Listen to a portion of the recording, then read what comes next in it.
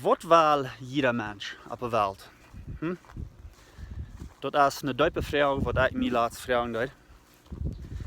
En ik kreeg een beetje klaarheid over de zaak. Ik dacht, zou je even denken. Ja, mensen willen geld en mensen die willen bekend zijn. Die willen dingen doen in de stad. Maar dus nog één ding wat de bovenste is. En dat is, jeder Mensch, glaube ich, wel Sicherheit haben für morgen. Okay? Und was ich damit meine, ist, wenn du nicht Sicherheit hast, wenn du nicht weißt, wo das Brot wird herkommen, das Geld wird herkommen, und du weißt nicht, was morgen wird sein, du hast eine Unsicherheit in Ruhe an dein Hort, in Körper und so dort nicht. Und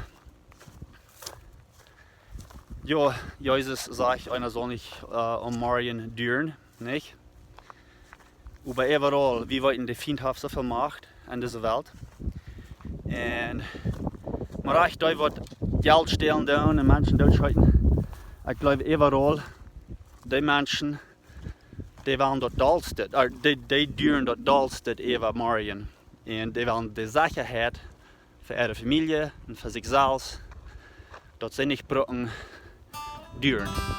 Merkt dat zijn?